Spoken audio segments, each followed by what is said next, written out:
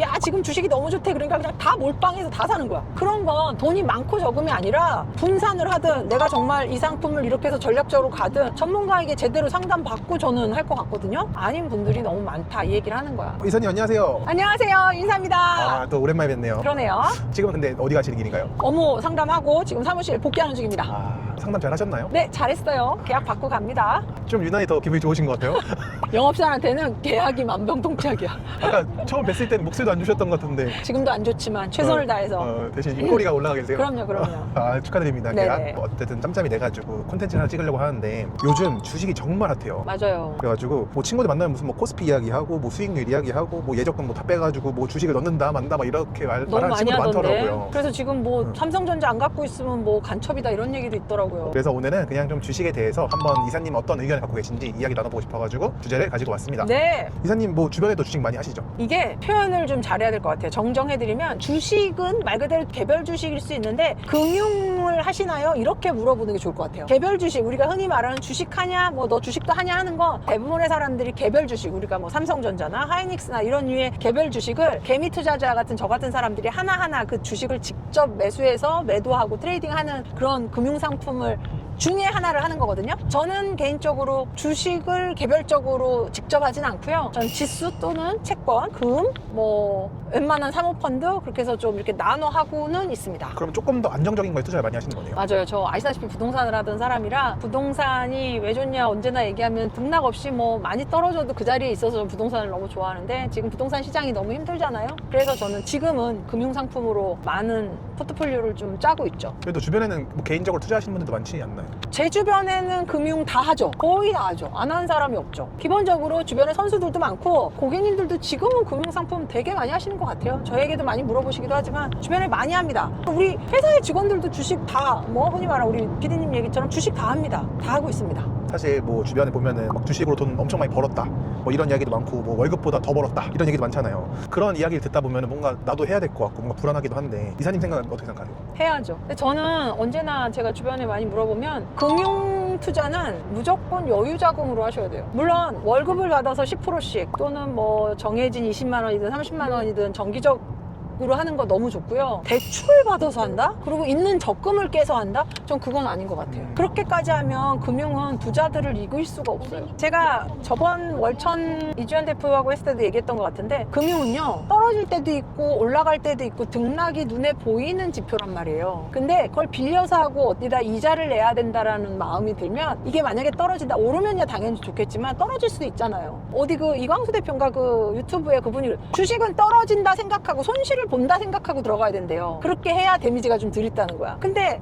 얘가 떨어지고 있어. 근데 빚을 내서 했네? 이자를 내야 되는데 이게 떨어져? 그럼 마음이 불안불안해요. 누구나 그건 마찬가지. 아무리 부자여도 그건 마찬가지예요. 그러면 다시 막 급한 마음에 매도하게 돼 있거든. 그러면 손실이 쌓이고 쌓이는 거야. 근데 저 같은 경우 저도 이제 요즘 제가 부자 코스프레를 좀 하잖아요. 부자분들은요 이게 빠질 수 있어요. 그냥 둬요. 저도 그렇습니다. 그래서 제가 금융 맨날 이 수익률을 보지만 빠지면 오르겠지 내지는 우량이다 그러면 빠졌으니까 더 사야지 하는 마음이 들거든요. 근데 빚을 내서 한다? 그런 마음 안 생기세요. 못 생겨. 그래서 저는 막 요즘 뭐 우리 PD님처럼 방송에도 그런 기사 많이 나오더라고. 적금 빼서 하고 마통 내서 하고 집 담보대출 받아서 하고 그건 진짜 비춥니다. 그러시면 안 되고 부자들을 이길 수가 없습니다. 그러나 정기적금 넣듯이 20만 원, 뭐 30만 원 매달 월급의 10% 또는 그렇게 해서 금액을 늘려나가는 건 무조건 추천입니다. 좀 번외로 저는 주식이나 코인을 막 하진 않거든요. 근데 한 번 한 적이 있어요. 근데 정보가 없이. 근데 저는 그때 어떤 생각이 들었냐면은 진짜 이렇게 하다가 위험하겠다.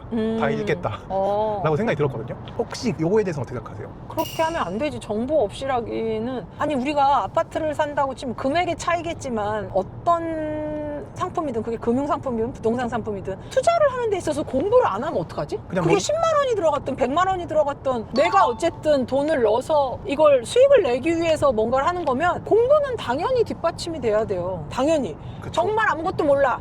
정말 전문가한테 맡겨야지. 근데 주식 내지는 금융상품이라는 게 금액이 소액으로 시작하는데 그걸 뭐 증권사 가서 막 PB랑 이럴 수는 없으니 본인들이 하는 건데 그렇다고 하면 유튜브든 책이든 방송이든 여러 공부를 하고 어떤 상품을 선택 선택해서 투자를 하고 하는 게 사전에 공부가 돼야지. 다들 뭐 회사를 보지 말고 가치를 보라고 그런 좋은 말 되게 많이 나오잖아요. 그 회사의 재무제표까지 들여다보고 밸류에이션을 보고 뭐 등등등. 그렇게까지는 솔직히 개인들이 쉽지 않지만 뉴스만 잘 봐도 그래도 개인이 하는 투자 정도는 할 수 있지 않나, 개인적인 생각입니다. 제가 그렇게 하니까요. 그래서 제가 신문도 열심히 보고 경제 유튜버들 되게 많이 구독돼 있고 잘 보는 편인데, 그것만으로도 충분히 그렇게 하고 이제 실제 구입할 때는 좀 더 신중하게 과거 리포트나 얘네들이 수익 낸 과거 지수나 이런 걸 다 귀찮아도 봐야 됩니다. 그렇게 하고 들어가는 게 맞고, 그런 걸 다 확인하고 정말 훌륭한 기업이다라고 하면 묻어둘 수 있는 돈으로 해야 된다. 그래야 등락이 있어도 크게 흔들리지 않고 투자를 할 수 있는 상황이 될 것 같습니다. 이사님 말씀이 맞는 게 어쨌든 정보로도 알아야 되고 그걸 왜 투자하는지도 이해를 해야 되는데 그냥 유행 따라 한 것 그거 같아요. 안 돼. 막 하이닉스 지금 막 갈 거니까 막 이러고. 아니야. 그건 이제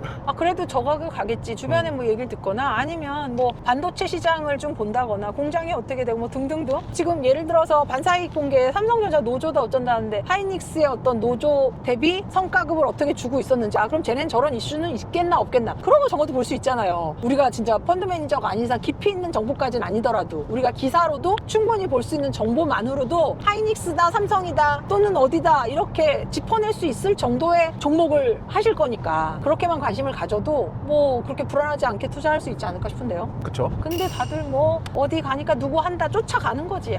그러면 안 돼. 주변에 어떤 사람들 막 큰 금액도 야 지금 주식이 너무 좋대 그러니까 그냥 다 몰빵해서 다 사는 거야. 아니 주식을 어떻게 그렇게 큰 금액을 한 번에 툭 사냐. 그래서 저는 막 쫄려서 안 되겠다 싶은데 그렇게 하는 분들도 있어요. 보면 제가 막 가슴이 벌렁벌렁해. 저 큰 금액을 깜짝 놀랐습니다. 10억을 그렇게 막 나눠서 그냥 한 방에 하루에 다 사더라고. 그런 건 돈이 많고 적음이 아니라 분산을 하든 내가 정말 이 상품을 이렇게 해서 전략적으로 가든 전문가에게 제대로 상담 받고 저는 할 것 같거든요. 아닌 분들이 너무 많다 이 얘기를 하는 거야. 그러니 빠질 때는 훅 뺐다가 다시 들어가니 또 너무 올랐고, 언제나 그러잖아. 상투 애들 들어간다고 그러고 꽁지에 판다고 그러시면 안 된다는 얘기예요. 근데 부자들은 안 그래. 사고 팔고 되게 단타로 안 하고요. 장기 투자? 제가 이제 요즘 그 이강수 대표 그 유튜브를 많이 보는데, 장기 투자가 한 종목을 오래 갖고 있어라가 아니야. 근데 뭐 존니나 이런 분들은 한 종목을 오래 갖고 있어라 합니다. 그래서 그거는 다 나한테 맞는 걸 하시면 되는 거야. 누구 말을 들으라는 게 아니라 다 사람마다 다르니까 그렇게 판단하는데, 장기 투자하는 건 예를 들어서 이 상품을 갖고 내가 수익을 봤어. 그럼 빠지고 본인이 난 10%만 봐야지 20%만 봐야지 뭔가 적정 목표치를 둘 거잖아요. 그게 되면 과감하게 빠져야 된다는 거야. 그렇게 빠지고 다른 걸 또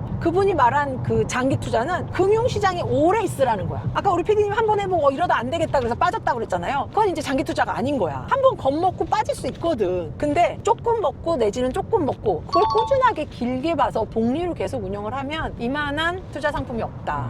그런 게 그분들의 논리인데 되게 공감됐어요. 저도 그렇게 하려고 하고 있고. 근데 진짜 주식이 나쁜 게 아니잖아요. 물론요. 그렇죠. 저는 진짜 공부해가지고 투자하는 거 너무 좋은 것 같아요. 그럼요.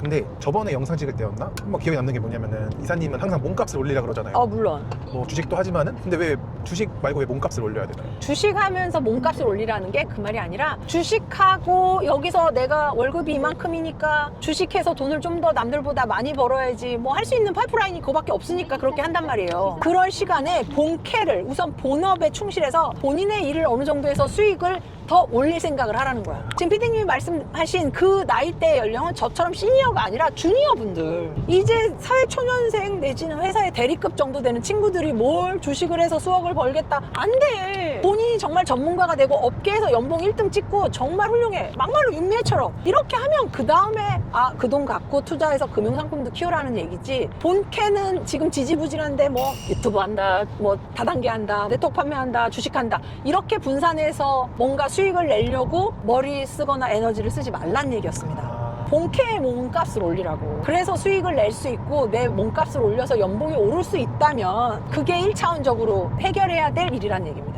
본캐가 안정화가 안 됐는데도 이제 뭐 주식을 자꾸 하면은 당연히 안 된다고. 근데 본도 요즘 말 맞다나 너도 나도 주식해서 돈 번다고 하니까 다들 뭐 대출 받고 마통 열어서 막 하고 있잖아. 그건 진짜 아니란 얘기야. 그런 친구들이면 본인의 몸값 올리고 자기 개발해서 연봉 올리고 능력 함양해서 진짜 어디 점프업해서 이직하는 게 맞단 얘기예요. 근데 어쨌든 수익률 인증 같은 경우는 자기가 수익을 봤으니까 자꾸 인증을 하고 싶어서 인증을 하는 건데 수익을 못 본 사람들은 인증을 안 하잖아요. 그러니까 그것도 또 유행이라면서요. 뭐 수익률 인증해서 올리고. 맞아요. 아, 난 참 스레드에 그런 거 올라왔더라고. 뭐 삼성전자를 뭘 샀는데 뭐 300 몇 프로 이게 저도 봤거든요. 아니 그게 무슨 금융은 손에 쥐어야 돈이잖아요. 그렇죠. 그리고 그게 진짜 맨 끝에 진짜 5년 뒤, 10년 뒤 또는 뭐 바로 다음 달 언제가 될지 모르지만 제대로 현금화가 안 된 거 이상 그게 무슨 수익률이다라고 부러워할 거 일도 없습니다. 근데 이사님 말씀대로 어쨌든 뭐 몸값을 먼저 올리는 게 중요하긴 한데 근데 사실 뭐 취업을 못했다던가 아니면은 안정적인 직업이 없을 수 있잖아요. 근데 그런 분들은 어떻게 뭐 몸값을 먼저 올리면 좋을까요? 자기 개발해야죠. 자기가 해야 될 일을 찾고 뭐를 하고 싶고 뭐가 재미있고 내가 뭘 잘하는지부터 찾아야죠. 그렇게 해서 하고 싶은 일을 하게끔 해야 된다고 생각을 합니다. 그냥 가만히 놀고 있으면서 그런 분들이 또 투자 생각하고 그러진 않을 거예요. 그렇죠.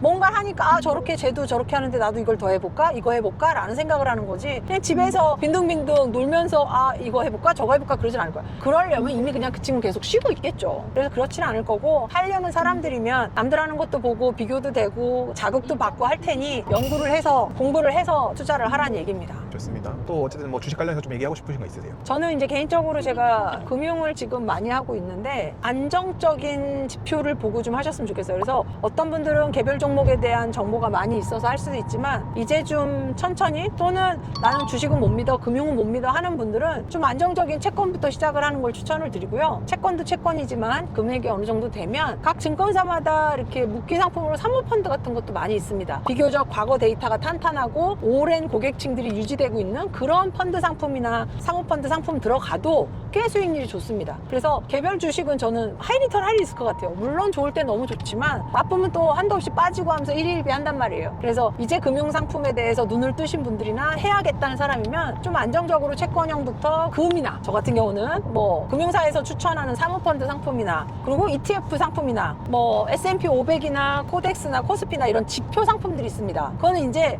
많이는 못 벌어도 지표에 투자를 한 상품이라서 비교적 등락이 좀 얕습니다. 그래서 이제 시작하는 분들이면 그런 상품으로 시작을 좀 해보시고 금융에 대한 이해가 좀 높아지면 개별 주식으로 들어갔으면 하는 마음이네요. 딱 정리가 되는 것 같아요. 욕심 부리지 말고 공부하고 하면 진짜 주식은 좀 너무 좋은 것 같아요. 맞나요? 피디님 근데 안 하고 있다면서요? 저는 몸값을 올리고 싶습니다.